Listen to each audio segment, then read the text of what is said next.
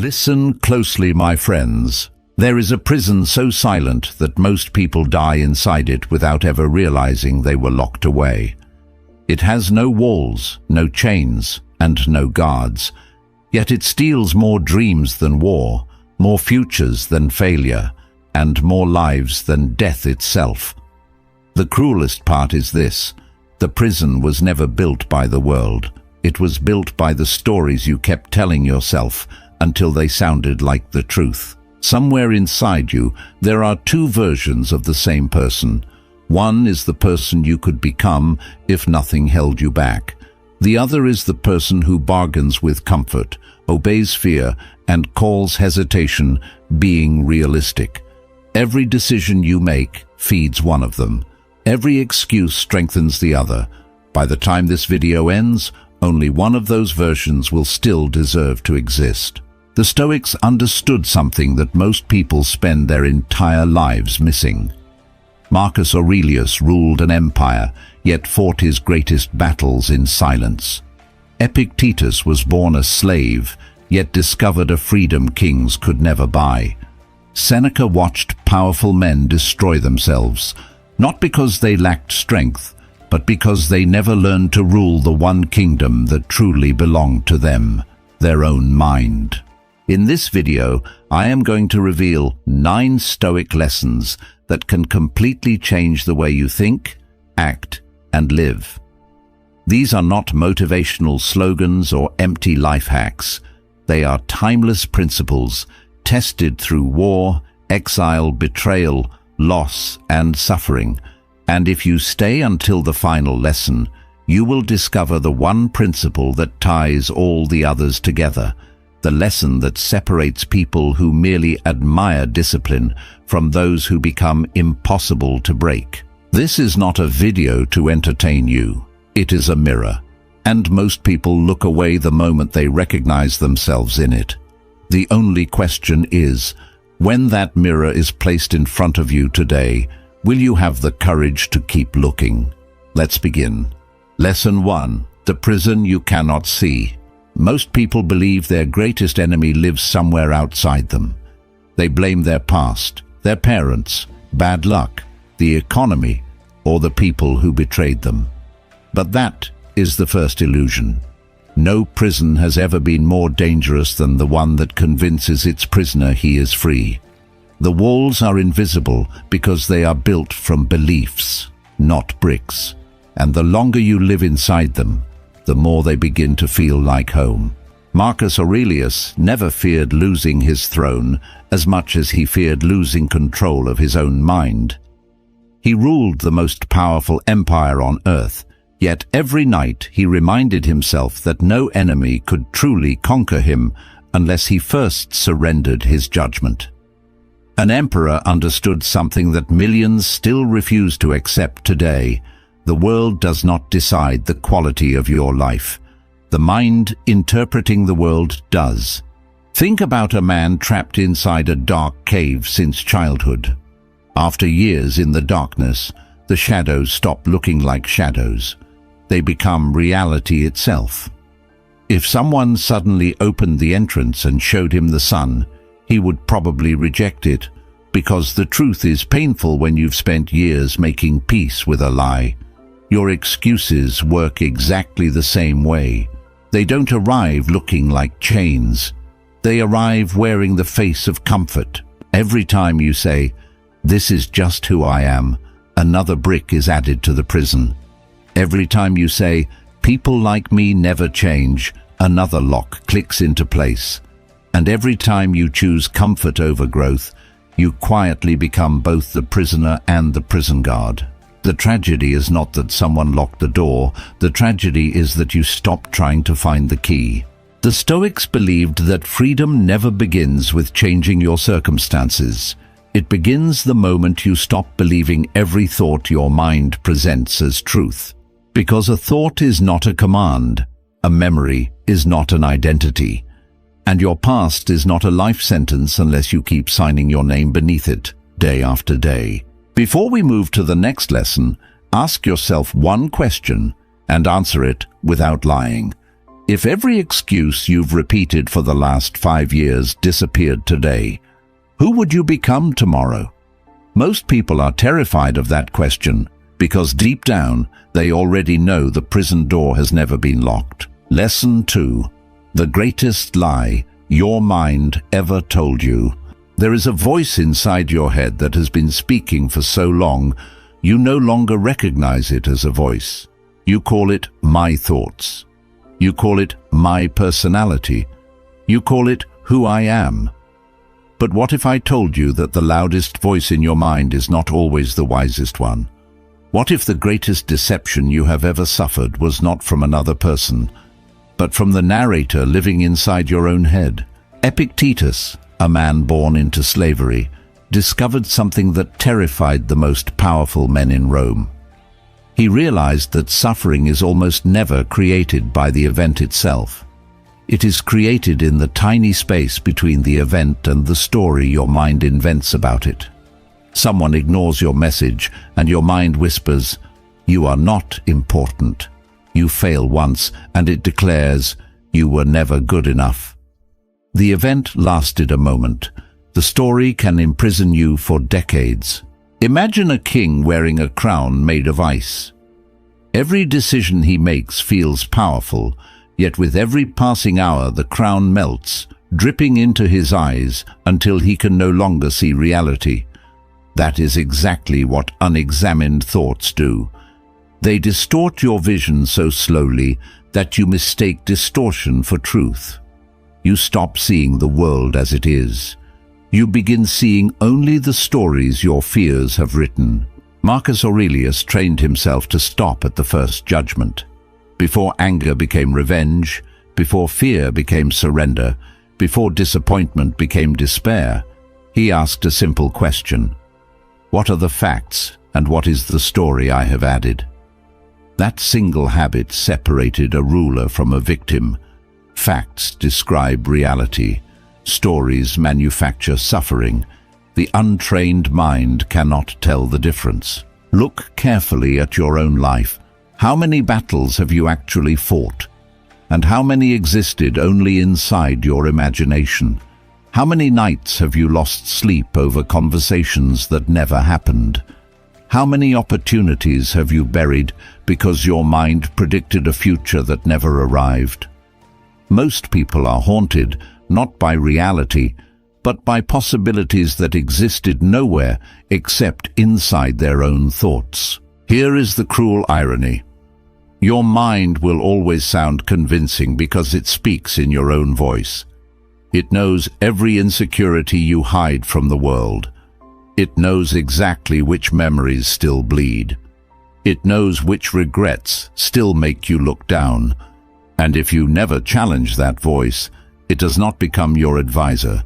It becomes your dictator. From this moment forward, stop asking, "What am I thinking?"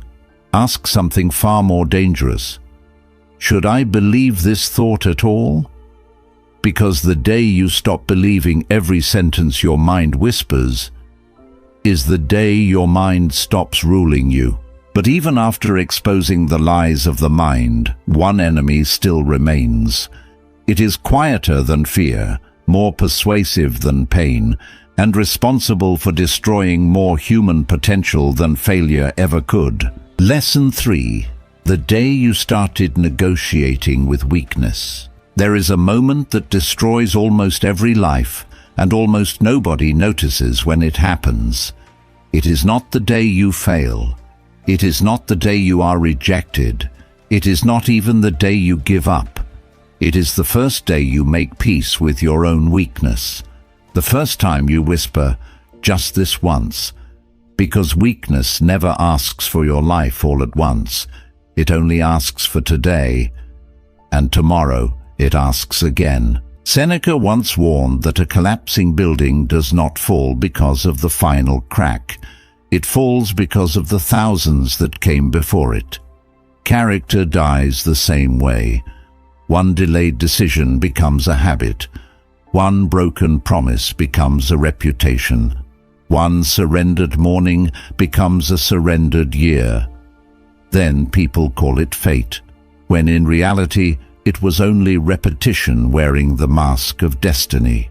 Imagine standing before a massive iron gate every single morning. Behind that gate is the life you dream about. But guarding the entrance is not another person. It is a version of yourself that knows every excuse you have ever believed. He does not fight you with weapons. He fights you with reasonable arguments. Start tomorrow. You deserve a break. You're not ready yet. The frightening part is this: he sounds exactly like you. Marcus Aurelius understood that the greatest battles are never fought against enemies. They are fought before sunrise, when nobody is watching and the mind begins arguing for comfort. That is why he reminded himself again and again that he was born to do the work of a human being, not to spend his life negotiating with the bed, with fear, or with convenience. Every morning he chose duty before desire, because he knew desire changes with the weather, but character is built by what survives the storm. Most people think discipline is something heroic. It is not. It is painfully ordinary. It is closing the book when distraction calls your name. It is telling the truth when a lie would be easier. It is taking one more step when nobody would blame you for stopping. Greatness is rarely one extraordinary decision. More often, it is thousands of invisible victories that no audience will ever applaud. Look honestly at your own life. How many dreams were stolen by failure, and how many were quietly handed away during moments of negotiation? Every empire that collapsed first weakened from within. Every powerful tree that falls first rots at its roots. Your excuses are not protecting your peace. They are quietly teaching your future self that your promises mean nothing. Remember this, because it may be the most dangerous sentence your weaker self will ever whisper. Just this once. Those 4 words have buried more potential than fear, bad luck, or poverty ever could. Every extraordinary life is built by refusing that sentence, even when no one else is there to hear it. But there is something even more dangerous than weakness itself. Weakness still knows it is weak. The next enemy wears the face of wisdom. It convinces you that your emotions deserve to rule your decisions. And that illusion has destroyed kings, warriors, and ordinary people alike. Lesson 4. Your emotions are excellent servants, but terrible kings. There is a reason storms never ask for permission before they arrive. They simply appear, shake the sky, and disappear when their strength is spent. Your emotions behave the same way. Anger arrives like thunder. Fear arrives like fog. Desire arrives like fire. None of them ask whether they should enter your mind. But the tragedy begins when you mistake a visitor for a ruler and hand your entire kingdom to a feeling that was never meant to govern it. The Stoics never taught people to become emotionless. They taught something far more difficult. They taught that the first emotion belongs to nature, but the second belongs to you. Fear may knock on the door without warning. Rage may explode through your chest before you can stop it. Grief may arrive uninvited. But opening the door is not the same as giving away the keys. The first spark is not your choice. The wildfire that follows often is. Picture an experienced sailor crossing a violent sea. He does not scream at the waves for existing. He does not curse the wind because it changed direction. He adjusts the sail. That is the difference between wisdom and impulse. Fools demand calm oceans. Wise men learn to navigate storms. Your emotions are the weather of the mind. Character is the hand that holds the wheel. Musonius Rufus taught that a comfortable life never reveals the quality of a person's character. Only resistance does. Anyone can appear patient when nothing tests them. Anyone can appear brave when nothing frightens them. but the instant humiliation burns your pride. The instant anger begs for revenge. The instant fear whispers, "Run." That is the exact moment your true philosophy is exposed. Principles that disappear under pressure were never principles, they were decorations. Look closely at the greatest regrets of your life. They were probably not born from careful thinking. They were born from 5 uncontrolled seconds. One sentence spoken in anger, one decision made in panic, one temptation accepted in loneliness. Entire futures have been destroyed by emotions that lasted less than a minute. The emotion disappeared. The consequences stayed behind for years. Marcus Aurelius wrote reminders to himself because he understood a terrifying truth. The mind under emotion becomes a dishonest witness. Anger exaggerates. Fear predicts disasters that never happen. Envy convinces you someone else's success has stolen your future. Pride whispers that admitting you were wrong is worse than remaining wrong. Every destructive emotion promises clarity while quietly stealing it. The strongest person in the room is rarely the loudest. It is the one who can feel anger without becoming cruel, who can feel fear without surrendering, who can feel pain without abandoning his principles. Self-mastery is not the absence of emotion. It is the refusal to let emotion decide who you become. Remember this whenever your heart begins racing and your mind demands an immediate reaction. Time has never strengthened an emotion. It has only exposed whether it deserved your obedience in the first place. A man who cannot command himself will spend his entire life trying to command everyone else, never realizing the real rebellion was always happening inside. But there is an enemy even more dangerous than anger, fear, or desire. It never raises its voice. It never forces you to stop. It simply whispers, "You still have time." More lives have been quietly destroyed by that sentence than by any emotion ever could. Lesson 5. The most dangerous addiction is the belief that you still have time. There is an addiction more powerful than alcohol, more seductive than wealth, and more destructive than comfort. It does not poison your body. It poisons your sense of urgency. Its favorite word is not quit. Its favorite word is later. That single word has buried more dreams than failure ever could. Graveyards are filled with books that were never written, businesses that were never built, conversations that were never spoken, and lives that were never truly lived. Not because people lacked talent, but because they believed tomorrow was guaranteed. Seneca looked at time in a way that still unsettles the modern mind. He did not say life is short. He said life only appears short because most of it is quietly surrendered before we realize its value. Every unnecessary distraction, every hour spent chasing approval, every day wasted arguing with people who were never listening. These are not harmless moments. They are pieces of your life being traded away for things that will not remember your name. You protect your money more fiercely than your hours, even though money can return. Time never negotiates. It only disappears. Imagine standing beside an enormous hourglass. Every grain of sand falling through it is a moment of your life. The terrifying part is that you cannot flip it over. You cannot collect the grains once they have fallen. Yet most people stare at the sand already gone instead of using the sand still waiting above them. They mourn yesterday. They fantasize about tomorrow. Meanwhile, today, the only place life has ever existed, slips silently through their fingers. Marcus Aurelius woke each morning with a question most people are too afraid to ask. If this were the last day entrusted to me, would I still choose to live it this way?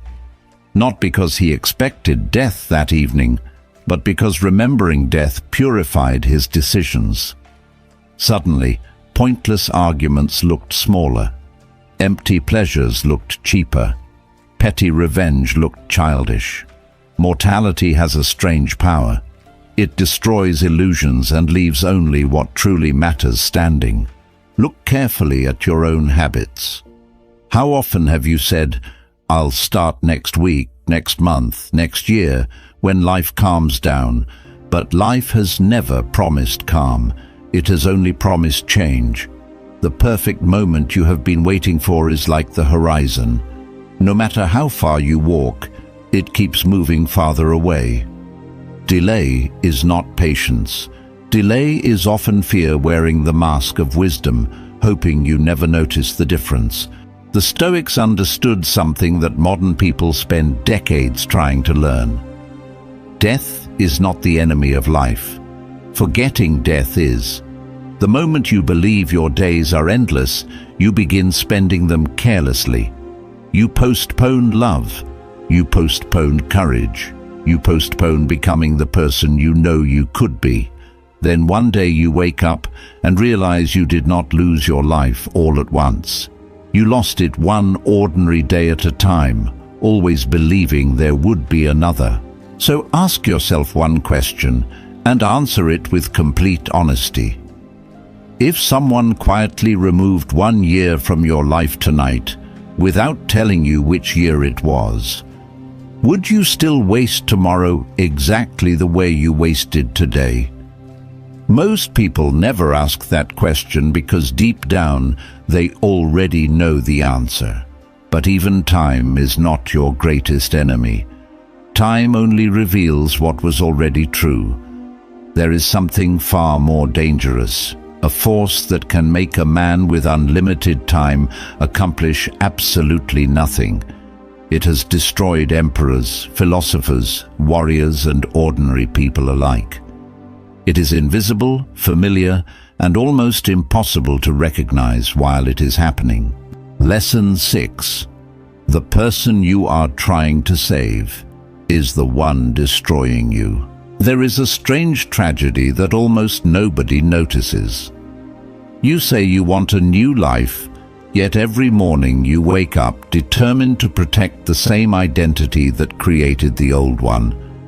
You fight for your limitations as if they were achievements. You defend your habits as if they were your personality. And without realizing it, you become both the architect of your prison and the guard standing at its gate.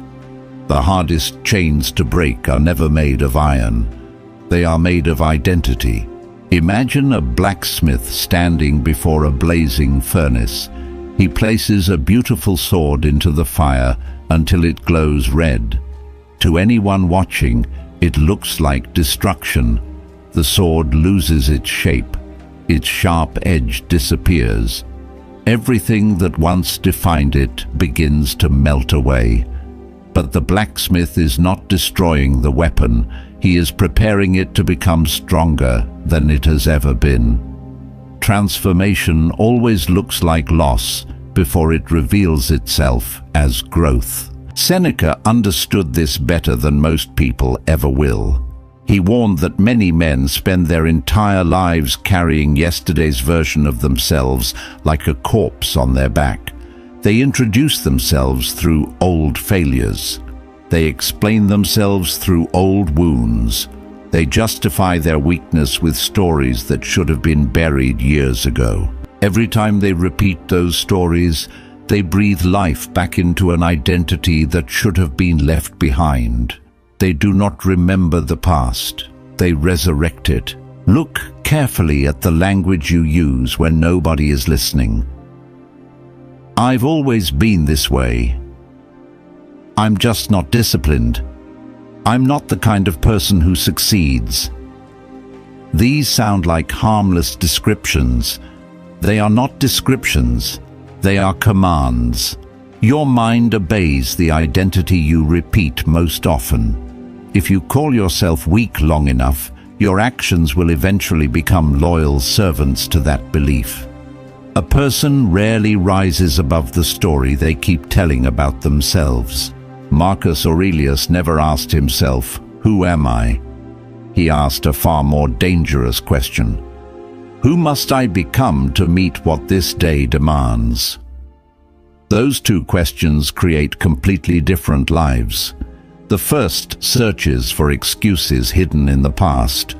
The second builds responsibility in the present. One looks backward for identity. The other creates identity through action. This is why the Stoics placed so much importance on daily practice. They knew that character is not discovered like buried treasure. It is forged like steel. Every honest decision reshapes you. Every courageous action rewrites you. Every promise you keep to yourself becomes another strike of the hammer. Identity is not something you find.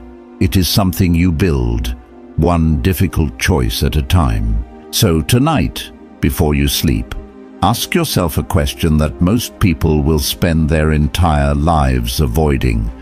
If every label you have ever used to describe yourself disappeared before sunrise, who would still remain?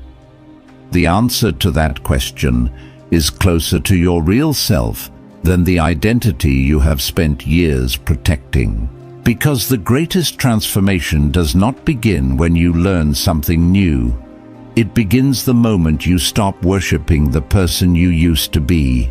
But even a new identity can be quietly destroyed by one invisible enemy, the desperate need for other people's approval, and that silent addiction has chained more minds than fear, failure, and pain combined. Lesson 7. The invisible chains of other people's opinions. There is a prison even more dangerous than fear, because the people trapped inside it believe they are living freely.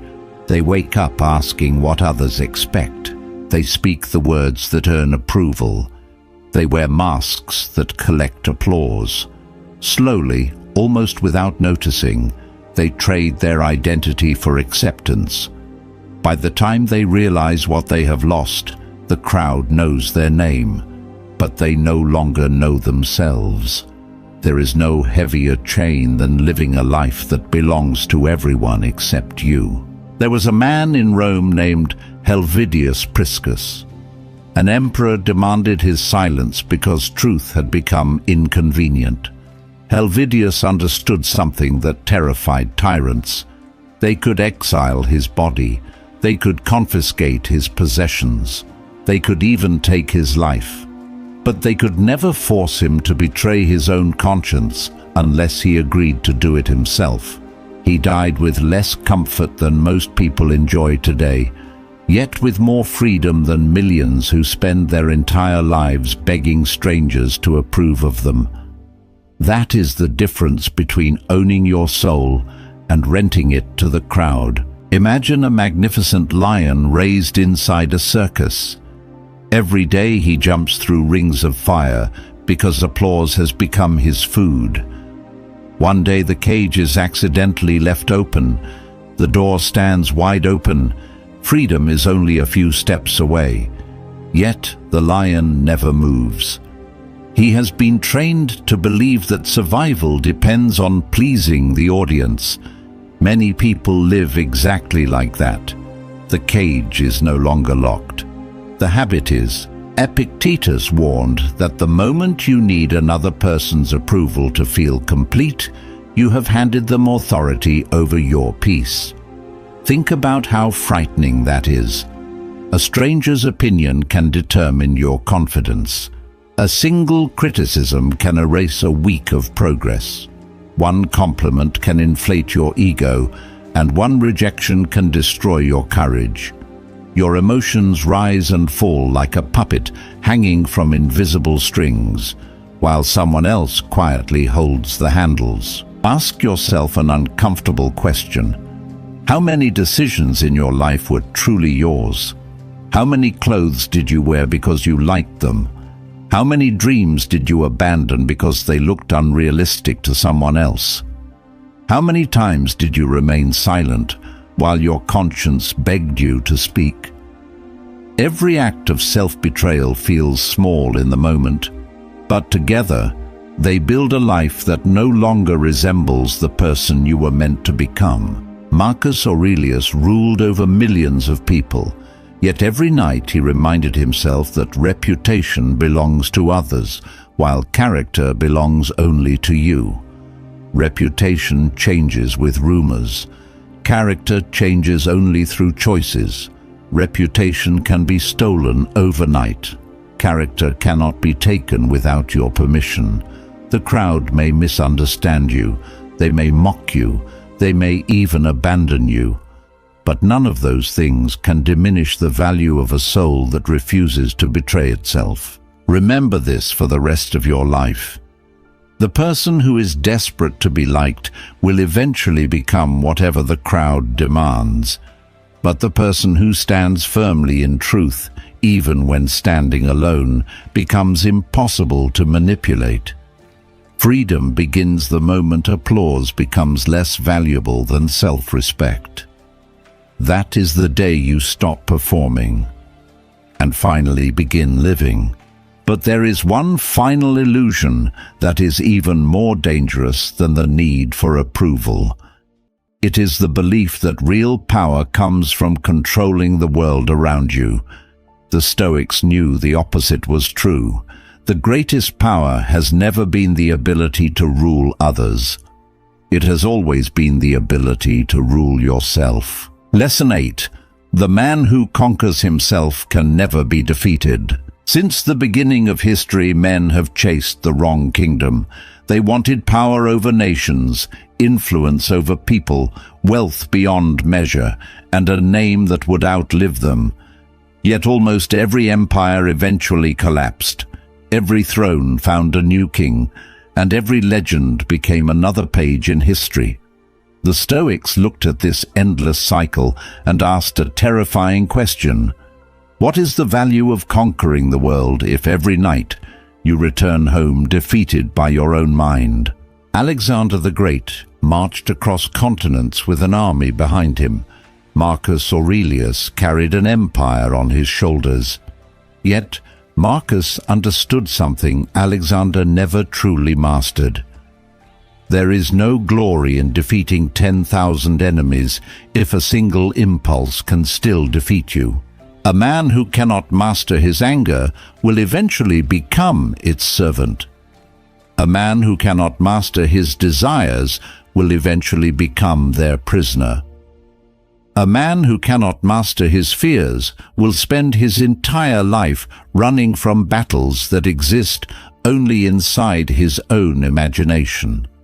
The greatest victory has never been over another human being. It has always been over the version of yourself that refuses to obey reason. Imagine a city protected by enormous walls, towering gates, and thousands of armed soldiers. From the outside, it appears impossible to conquer. But hidden beneath the ground is a single, unguarded tunnel. The enemy does not waste time attacking the walls. He quietly enters through the weakness nobody thought to defend. Your mind works exactly the same way. Life rarely destroys you through your greatest strength. It enters through your smallest undisciplined habit. A moment of pride, a careless word, an uncontrolled desire, a tiny compromise. Every empire falls from the inside before it falls from the outside. The Stoics called this daily practice prosauche, constant attention to the movements of your own mind, not because they feared the world, but because they understood the world is powerless until the mind grants it permission. They watched the first spark of anger before it became hatred. They questioned the first whisper of envy before it became bitterness. They challenged the first excuse before it became another year of regret. They knew that destiny is not destroyed by catastrophic decisions. It is quietly rewritten by ordinary moments that most people never notice. Ask yourself something uncomfortable. When was the last time you observed your own mind instead of immediately obeying it? Most people have spent decades listening to every thought without ever questioning the speaker. Every craving becomes an order. Every emotion becomes a command. Every distraction becomes an emergency.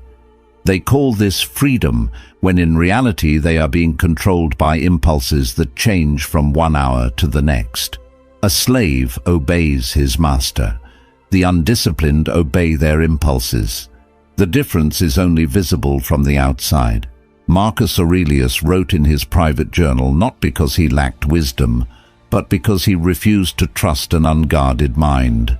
Every morning he trained it. Every evening he examined it. He treated his character the way a warrior treats his sword, never assuming yesterday's discipline would be enough for today's battle. Because neglect is silent.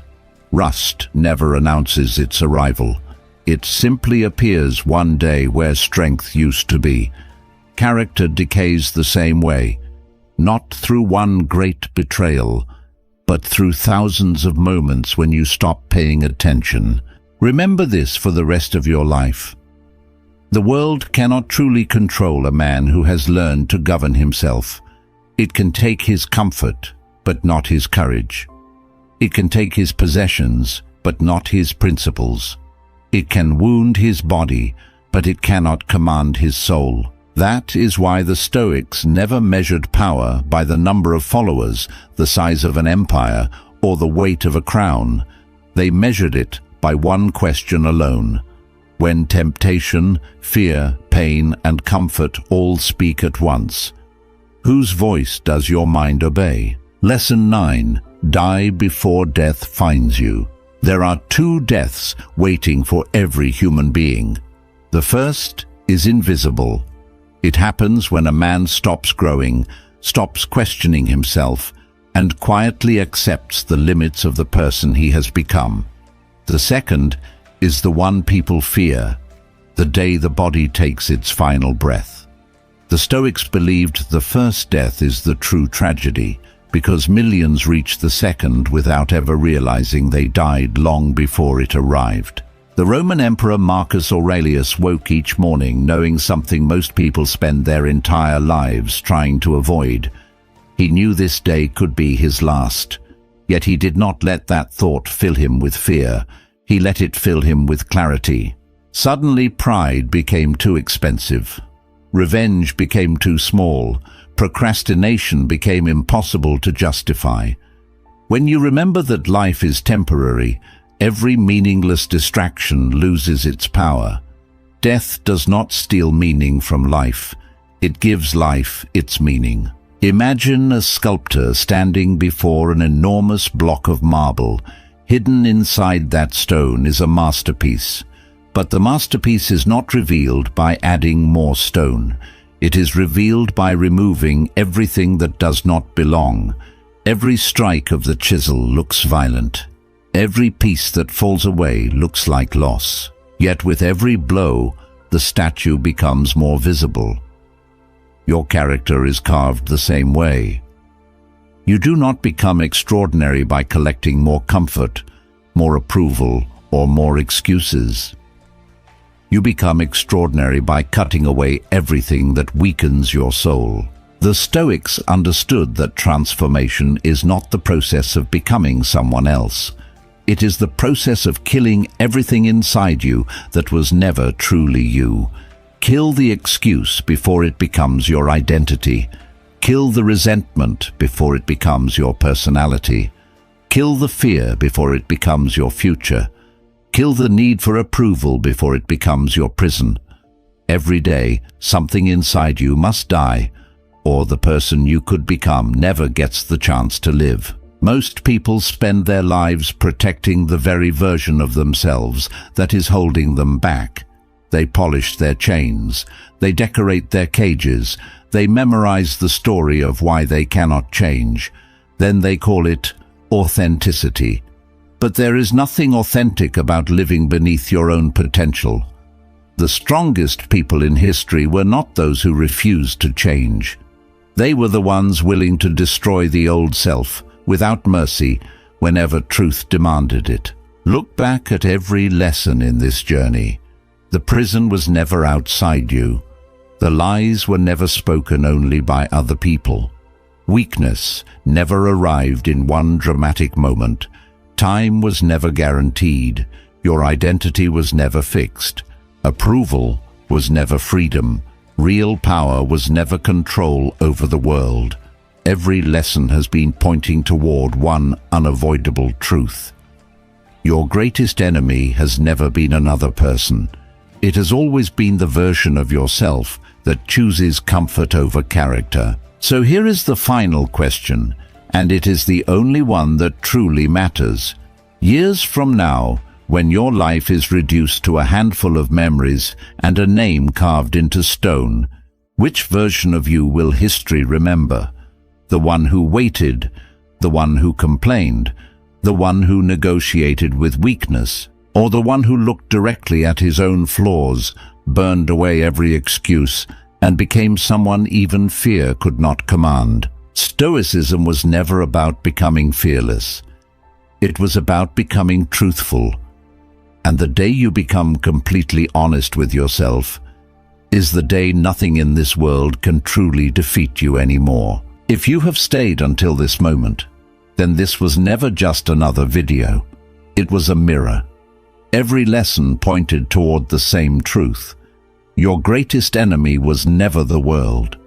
It was the weaker version of yourself, the one that chose comfort over courage, excuses over action, and fear over growth. So when this video ends, don't ask yourself if you enjoyed it. Ask yourself one question: which version of you will wake up tomorrow? The one who keeps waiting for the perfect moment, or the one who finally decides that today is enough? Marcus Aurelius understood that life does not reward good intentions. It rewards disciplined action. The world may never remember your words, your excuses, or your plans, but it will always remember the character you built through the choices nobody else ever saw. So make one promise before you leave. Kill the old you. Master your mind. Guard your time. Live by your principles. And every single day, become someone your future self would be proud to meet. Because in the end, the greatest victory is not conquering the world.